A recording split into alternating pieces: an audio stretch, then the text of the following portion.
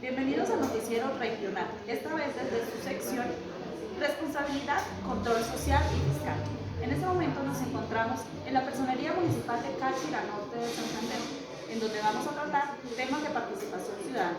Recuerden que el artículo 40 de la Constitución Política de Colombia establece que todo ciudadano tiene derecho a participar de la conformación, ejercicio y control del poder público. En este momento vamos a tratar los mecanismos de participación ciudadana establecidos en el artículo 103 de la Constitución Política de Colombia con nuestra personera municipal. Y no olviden que la Comisión Económica para América Latina y el Caribe establece que los asuntos de interés público pertenecen a todos los ciudadanos y que el Estado es el encargado de administrarlos, mas no es su dueño. Continuemos.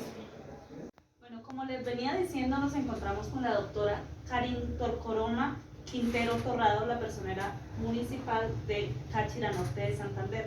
Ella nos va a apoyar un poco en el tema de la participación ciudadana. Vamos a hablar, doctora, un poquito sobre el voto y sobre la iniciativa popular. Bueno, doctora, primero que todo, usted como personera municipal, para usted, ¿qué es el voto y qué importancia tiene? Bueno, un cordial saludo para Viviana, para sus compañeros y docentes. Como personera municipal, garante de los derechos fundamentales en este territorio, sabemos que el voto popular es el principal mecanismo de participación ciudadana. Nuestra Constitución Política establece que tenemos el derecho a elegir y a ser elegidos. Y en ese sentido, las autoridades electorales, en este caso el Consejo Nacional Electoral, la Registraduría Nacional del Estado Civil, deben garantizar el acceso para el ejercicio de este derecho tan importante. Entonces, digamos que el origen de ese derecho es de orden constitucional. Recordemos que la Constitución Política es norma de normas y ahí está consagrada esa garantía que ha sido el resultado de muchas conquistas a lo largo de la historia de nuestra nación para que hoy día se le permita ejercer ese derecho a todos los ciudadanos sin ningún tipo de discriminación en razón a su género, en razón a su ideología política y demás. Es un derecho al que todos los ciudadanos deben y pueden acceder. Desafortunadamente, Viviana, pues tenemos unos porcentajes muy altos de abstención. Lo hemos evidenciado en los procesos electorales anteriores, en donde pues infortunadamente estamos dejando de lado la posibilidad de ejercer un verdadero control político, de poder elegir a nuestros representantes de acuerdo pues a los intereses y necesidades de la comunidad. Entonces estamos dejando que unos pocos tomen esas decisiones y muchas veces no nos vemos representados en esos líderes que son elegidos. Pero es una garantía fundamental y ahí es donde las nuevas generaciones están llamadas pues a motivar y a incentivar esa participación, en especial de nuestros jóvenes, por cuanto vemos que la participación de ellos en otros comicios han sido inferior al 50% del censo electoral en cuanto a jóvenes se refiere. Listo, mi doctora, entonces estamos llamados todos a ejercer nuestro derecho al voto para poder tener una representación idónea en nuestro gobierno o nuestros entes territoriales o departamentales. Así es. Seguimos entonces, doctora, hablemos un poquito sobre la iniciativa popular. ¿Qué es una iniciativa popular? Es un mecanismo, Viviana, bastante, digamos, desconocido para la comunidad en general. Es un mecanismo muy especial con el cual la labor, digamos, de llevar proyectos y acuerdos no queda en cabeza solamente de la rama ejecutiva, sino que se le da la posibilidad a la sociedad de que pueda acudir a través de un procedimiento que ya vamos a conocer, a presentar esos proyectos, esas ordenanzas o esos proyectos de acuerdo con el fin de que se emanen nuevas normas que beneficien a nuestra sociedad. Entonces, es desconocido en términos generales, pero es muy útil y sería un espacio propicio para que resaltemos su importancia. Listo, doctora. ¿Quiénes pueden promover una iniciativa popular? La Ley 134 de 1994 reglamenta claramente quiénes y cuál es el procedimiento para tal fin. Es una iniciativa que puede venir de un ciudadano o de un grupo de ciudadanos que consideran que se debe legislar sobre alguna materia o un tema en especial que sea de interés general, y que obviamente no raye con aquellos temas que son exclusivos de iniciativa del Ejecutivo, es decir, el tema del presupuesto, el tema de impuestos, el tema que tiene que ver con orden público, con amnistías y con indultos, son temas cuya iniciativa legislativa recae de manera exclusiva en el Ejecutivo, pero para el resto de proyectos puede perfectamente la sociedad participar presentando esos proyectos. El proceso es un poco, digamos, exigente en el tema de cuántas firmas se deben recaudar para apoyar esa iniciativa. Inicia lógicamente con una presentación formal de la propuesta ante la registraduría, que verificará pues el cumplimiento de unos requisitos mínimos, y cumplidos esos requisitos se deberá proceder a la recolección de unos apoyos, es decir, de unas firmas que respalden, y tenemos un porcentaje del 5% del censo electoral que se debe recaudar como mínimo para poder hacer viable el estudio de ese proyecto. O con posterioridad a cumplir ese requisito, entonces ya entrará la registraduría a pedir la respectiva certificación que consta que ese proyecto cuenta con ese mínimo de apoyos o de firmas, y luego se presentará ante la corporación que corresponda. Si estamos hablando de un proyecto legislativo, pues será estudiado por el Congreso. Si estamos hablando de un proyecto de ordenanza, será estudiado por la Asamblea Departamental. Si estamos hablando de un proyecto de acuerdo, estaríamos hablando del Consejo Municipal. Serían entonces esas las corporaciones idóneas y competentes para estudiar ese proyecto. Históricamente, la mayoría, por no decir que todas esas iniciativas, no han logrado su cometido en las corporaciones en cuanto a ser aprobadas, pero es un ejercicio interesante donde siempre delegamos o endilgamos la responsabilidad de legislar a esas tres corporaciones que acabo de mencionar, pero muchas veces desconocemos que la sociedad organizada puede también participar en la construcción de normas que beneficien a sus comunidades. Listo, doctora. Sí, tenemos entendido que muchas de estas iniciativas, las que se encuentran establecidas pues en el histórico de la página de la Registraduría Municipal, de la Registraduría Nacional, perdón, algunas de ellas han llegado a conseguir el 5% del censo electoral correspondiente, pero han sido rechazadas al momento de ser estudiadas, porque el hecho de que se cumpla con el 5% no significa que ya sean aprobadas, sino que apenas van a lograr ser estudiadas en la corporación correspondiente. Así es, tal cual como lo acabas de mencionar, ese es el procedimiento. Muchísimas gracias por su colaboración y su entrevista, doctora Karim. Con mucho gusto, y que sea muy útil para ustedes. Bueno, seguimos en este momento con los temas del artículo 103 de la Constitución Política de Colombia, que trata sobre los mecanismos de participación ciudadana. En este momento nos encontramos acompañados del doctor Jonathan Guerrero Cáceres. Él es asesor jurídico directo de la Alcaldía Municipal de Táchira y nos hablará un poco sobre la consulta popular. Doctor, buenas tardes. Buenas tardes. Doctor, usted como conocedor de las leyes y las normas, ¿nos podría decir para usted qué es la consulta popular? Muchas gracias. La consulta popular es el mecanismo de participación ciudadana donde se convoca a la población en general para que se traten temas de orden o de carácter nacional, carácter de público, llamémoslo así, de interés general. ¿En qué normas se encuentra contemplada la consulta popular? Básicamente, la norma que regula la consulta popular está consagrada en la Ley 134 de 1994 y la Ley 1757 de 2015. Esa ley pues está consolidada o creada para el tema de las consultas populares.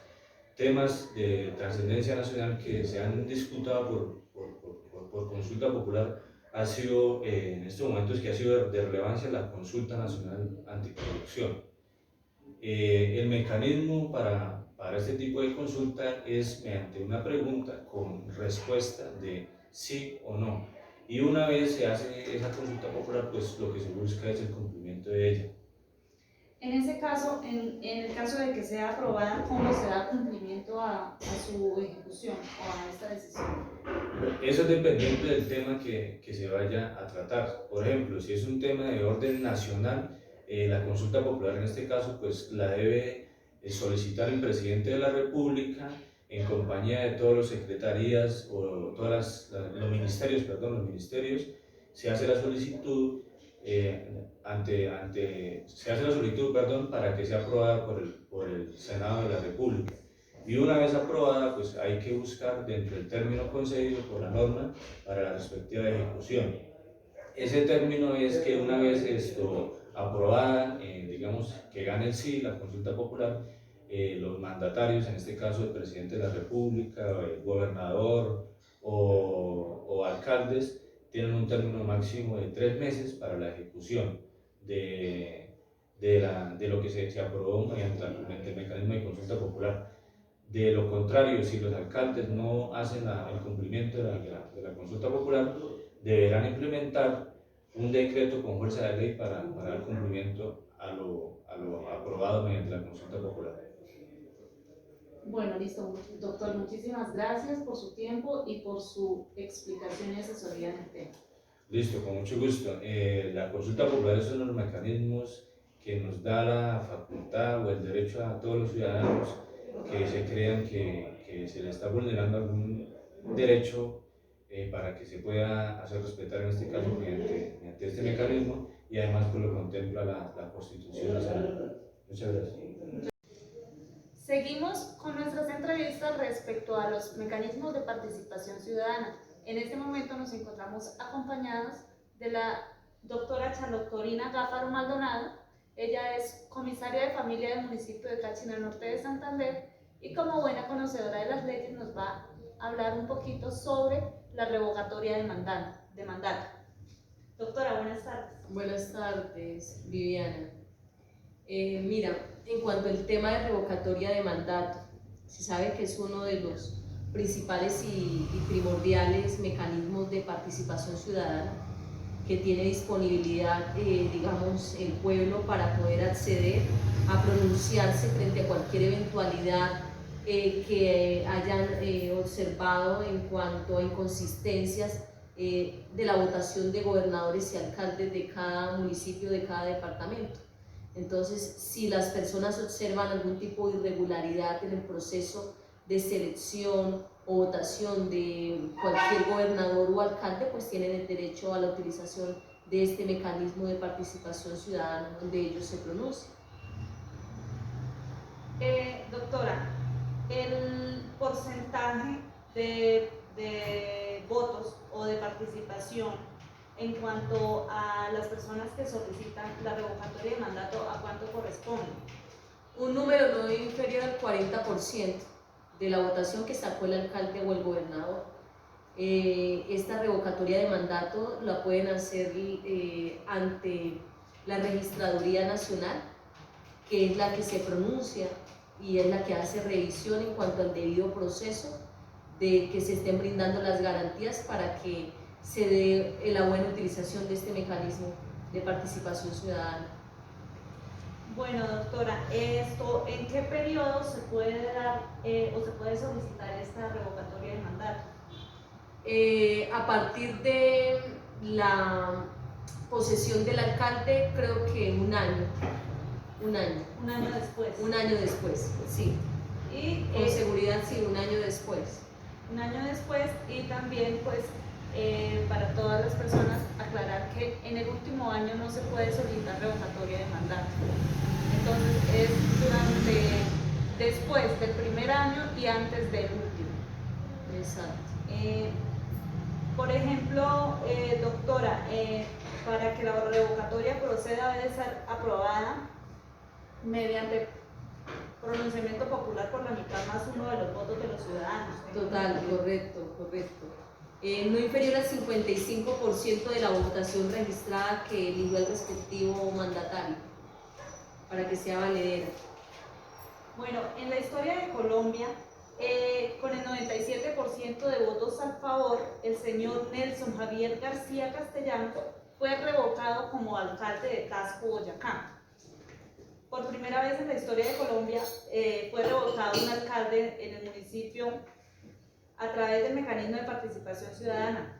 Se trata del señor Nelson Javier García Castellanos, quien fungía como alcalde de Tasco, Boyacá. El 22 de julio de 2018, 1.658 boyacenses salieron a votar en las urnas para la revocatoria del alcalde de Tasco. Con el total de las mesas escrutadas, la registraduría informó que el 97% de los votos fueron a favor de la misma y tan solo el 1.3% votó en contra. Este es uno de los casos de revocatoria de mandato que se ha dado en el país.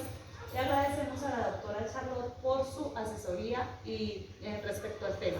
Es de aclarar, Viviana, que este mecanismo de participación ciudadana no procede cuando se trate de congresistas y presidentes, ¿no? No está previsto, digamos, para ninguno de estos tipos de cargos públicos. Entonces, es muy importante aclarar esto.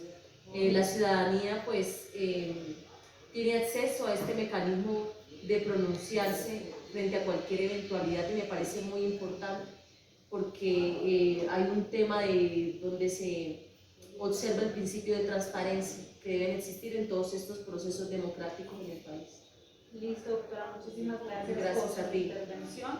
Y nosotros seguimos con nuestra compañera Ingrid Lizeth Zanabria, que se encuentra en el municipio de Florida Blanca. Ella nos va a hablar sobre los demás temas de participación ciudadana. Muchas gracias.